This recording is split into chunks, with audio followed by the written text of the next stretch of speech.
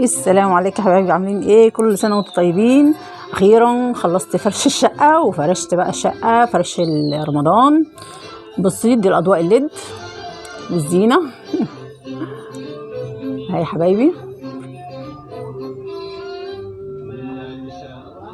ده السبنسر انا حاطاه عشان العصاير، الترابيزه الصغيره اهي كده دي بتاعت الشاشه.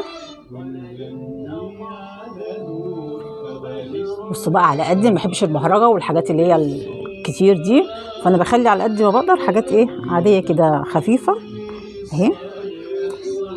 بصوا بقى مبدئيا كده كل الحاجه اللي في الشقه اللي كان فرش ولا حاجه انا اللي عاملاها على ايدي، ما بحبش اعمل حاجه بره، انا عندي المكنه. فالملايات والستار والحاجات دي انا اللي عاملاها على ايديا يا حبايبي. دي بقى اوضه ولادي الشبابي بقى، حاجات غريبه كده بقى.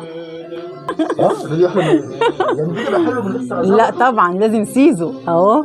ايه رايكم؟ دي يعني احلى من غير سرازات برضو. لا يا حبيبي، لا يا حبيبي بس هطلع عينك عشان النهارده طول النهار انت نايم وانا اللي خلصت لوحدي الشقه. لا يعني انت كنت عايزه كمان اقوم امسح يعني؟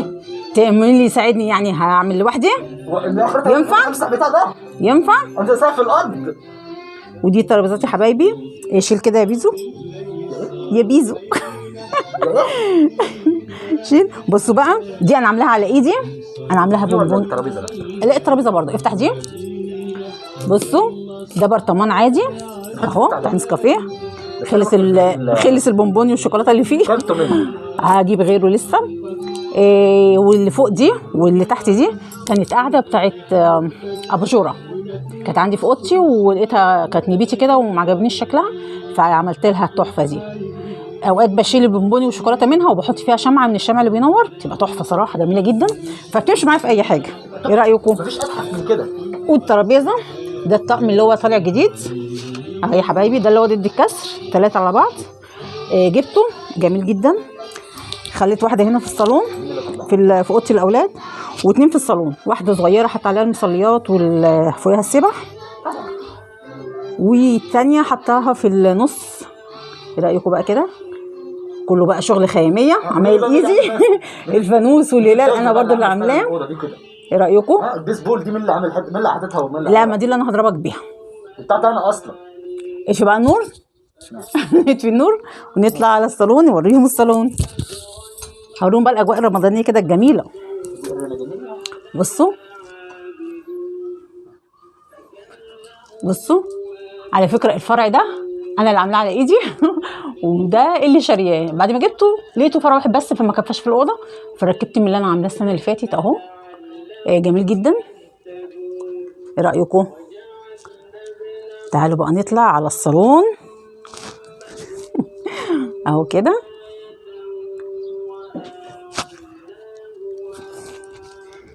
ايه رايكم؟ اجواء رمضانيه حاجه بقى من الاخر. ده فرع اللمض العشرة الليد اللي هو 10 متر. بصوا حبايبي لافف من اوضه الولاد طالع لبره. بصوا زي واخد الصالون كله. بصوا جميل جدا. ايه رايكم؟ افتح لكم بقى النور عشان تشوفوا بقى. افتح النور يا سيزو. ايه رايكم؟ بصوا بقى في كل حته زينه وحاجات رمضان بقى الجميله وبوجي وطمطم. بصوا الشجر على فكره ده اللي فوق انا جايبه البتاع فاضيه وانا اللي حاطه الشجر، اشتريت فروع. واللي فوق الزينه دي انا اللي معلقاها مش عاملاها طبعا ايه رايكم؟ دي الزينه دي بقى الركنه الجديده اللي انا اشتريتها حبايبي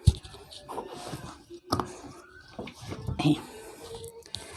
دي ركنه بالشезлونج بتاعها لسه جايباها جديده بقى لها اسبوع تقريبا. غيرت الصالون وجبت بدالها ركنه نظمت بيها اكتر. ايه رايكم بقى في الترتيب؟ دي الترابيزه الصغيره حط عليها المصليات، ودي هنا حاطه السبح اهي. بصوا حاطه السبح بتاعتها اللي يحتاج بعد كده الضيوف لينا احنا المصليات حطها فوق بعض وفوقيها. ايه رايكم؟ عمي بوجي الجميل هديه ولادي بوجي وطمطم. ودي القماش اللي انا جبته معاكم الخياميه لما صورنا. ودي الترابيزه اللي قلت لكم عليها اهي، دي الترابيزه الثالثه جميله جدا ضد الكسر. وعلى فكره دي برضو انا اللي عاملاها. ده كان كاس ابيض عندي صغير كنت جايبها من مده، فرشته اصفر لونه ذهبي، وحطيت في الورد ده ادى منظر شكلها جميل. وادي هنا يا حبايبي بصوا، ده المشمع اللي جبته معاكم الخياميه لما صورنا، دي المدافع والكنفاني وبتاع الفول، عربيه الفول دول انا عاملاهم، وعم بوجي عربيه الفول اهي يا حبايبي اهي. دي بقيت الستار اللي جوه دي اللي انا عاملاها برضه على ايدي، وبقيتها جوه الكبيره. وده البوف بتاع الركنه.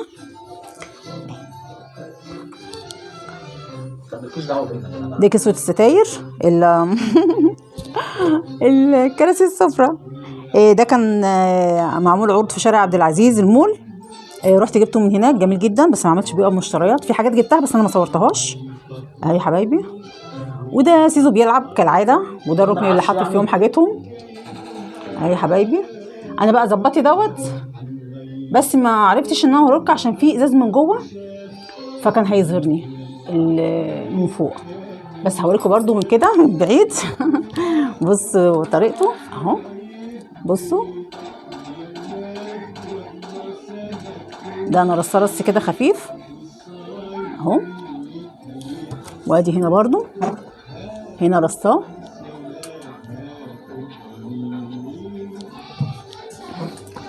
معلش بقى مش هوريكم رصه اهو.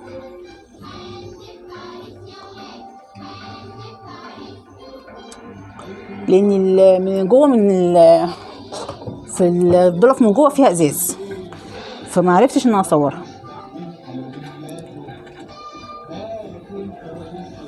حط البتاع مفيش.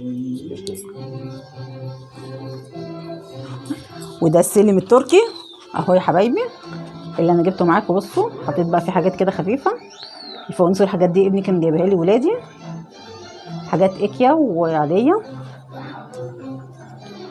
مش عارفه اشيل الفيشه بقى. لا شيلي الفيشه. لا انا عايزه اوريهم كده.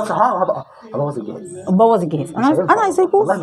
شفتوا مش عايز ينور ازاي، حتى رفاره على على السلم مش عايز ينوره. ده كفايه ضرب فيا. طبعا ماشي ايه اهو يا حبايبي. دي علة المفاتيح، وهنا فانوس برضو رمضان. اهو. تعالوا بقى نخش المطبخ يعني. وادي يا حبايبي شلت اللعبه برضو من الفيشه وحطيته عشان اوريهولكم. ايه رايكم؟ بصوا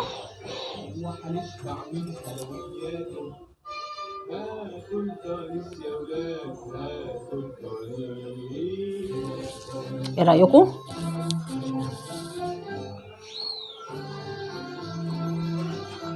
ده كده اهو. دي فراشات انا حطاها على السقف اهو. اطفي النور، اطفي النور. هو متغاضى عشان شلت الفيش عشان ما يكملش لعب. احسن مره ناكل فيك زي ما بتناكل فيا. ولما جت تتحرق ده لسه في كان لسه في جهاز فورد دلوقتي، لسه في بلاي ستيشن دلوقتي. مش مهم، انت بتضايقني كتير، مره ضايقك بقى. ايه رايكم يا حبايبي؟ ايه رايكم؟ ده حوض السمك، دي الترابيزه بتاعته. تعالوا بقى نخش. كان لسه في جهاز، كان لسه في يعني بلاي ستيشن كمان، تبوظين الاثنين. ايوه ايه ايوه عشان ما بتسمعش كلامي. ايه رايكم يا حبايبي؟ ايه طيب الجهازين دول ذنبهم ايه؟ يبوظوا. صلحوا ما بتصلحوا. تعالوا بقى نخش على المطبخ. اوريكم الاول كده. بصوا ايه رايكم؟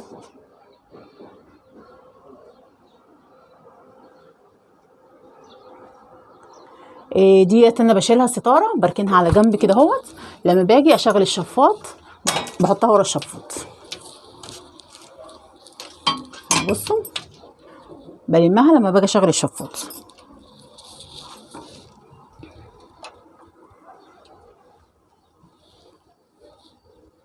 ده كنت عاملاها برضو معاكم. تعالوا بقى كده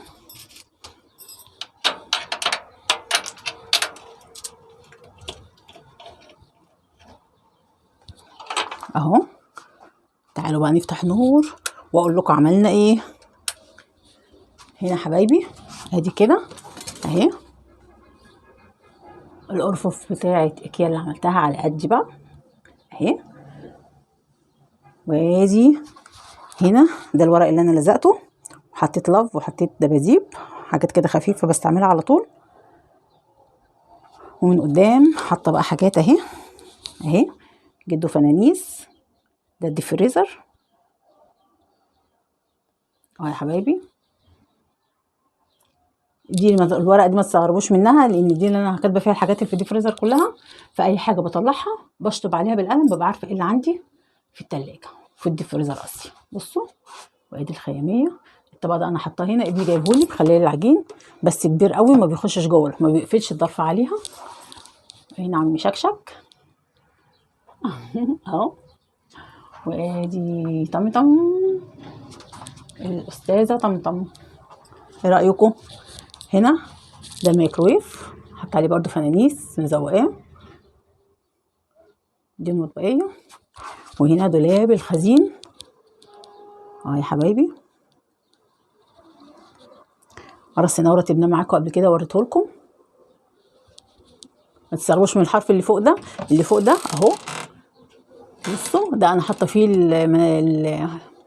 الجوانتيات والفوط والحاجات بتاعتي، عشان ما جاتش اللي فوق هنا كده، فانا حطيته هنا بالعكس اللي بيبقى من الداخل. بصوا هنا انا حاطه هنا الصواني عشان ملهاش مكان. وهنا دي حاجه الخل والزيت وزيت الزيتون اهو يا حبايبي. وده الدوار اللي عملته معاكم، حطيت فيه التوابل وطحنتها.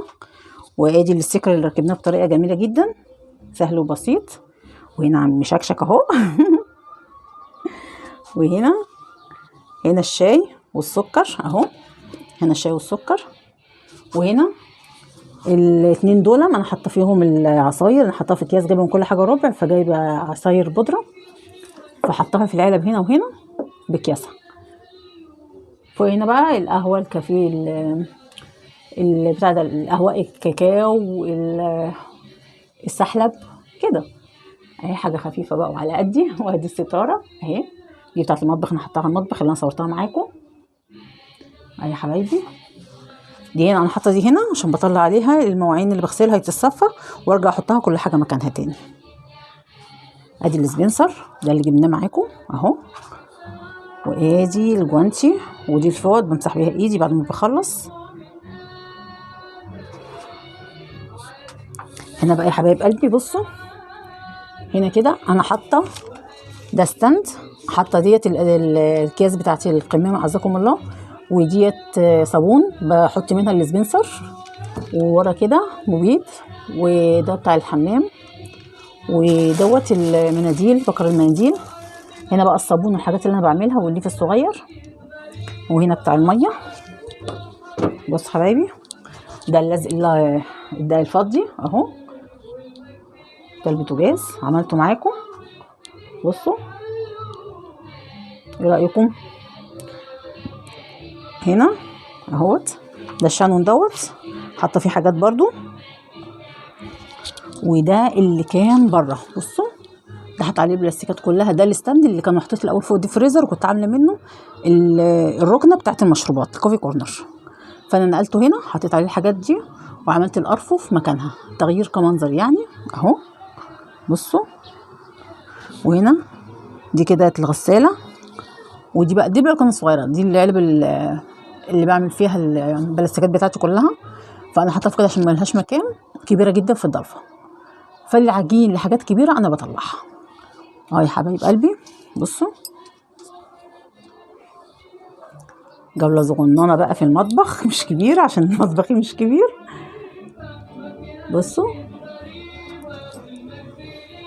وادي عم الشيف اللي جبناه معاكم اهو، حاطاه فوق السجاده. بصوا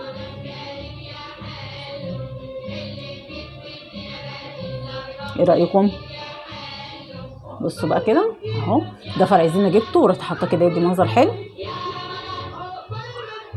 حاجه بقى خفيفه، انا ما بحبش البهرجه، ما بحبش احط حاجات كتيره، بحيث اني اقدر استعمل الرخامه، استعمل الحوض، كل حاجه خفيفه عندي، ما بحبش حاجه تضايقني. ايه رايكم؟ حاجات بقى بسيطه وخفيفه جدا. ده الكاتل بسخن عليه على طول، انا واولادي بنسخن عليه ما بنستغناش عنه.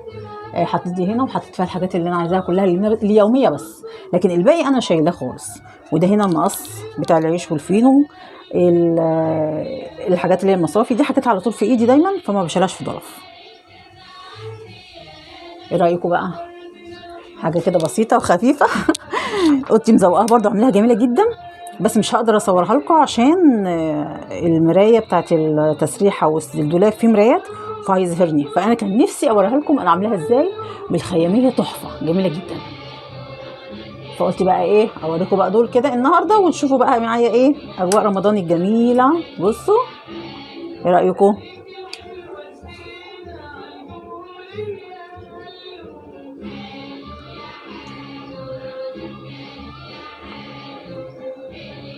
ايه رايكم يا حبايبي؟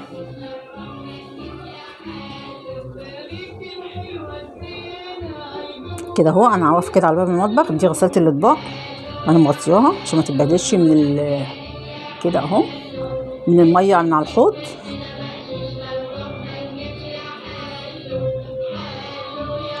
دي كانت جوله بسيطه النهارده معانا يا حبايب قلبي. تعالوا بقى نشوف صلازار بيعمل ايه، المفروض يكون معايا عشان يختم معايا الفيديو بس سرح. انت بتعمل ايه؟ ورجل على رجل كمان؟ اخلع اللي في رجلك ده قليط. شايفين عامل ازاي؟ عشان ده هيبوظ مني مش انا عايزاه يبوظ. بصوا شوف الحاجات اللي جايبها ليل ونهار بالمنظر ده. انا بقى قلت لك الدنيا ده دلوقتي. يلا انا هو معاك اشتراك في القناه واللايك والفيديو اهم حاجه. تعليقاتكم جميله يا حبايب قلبي.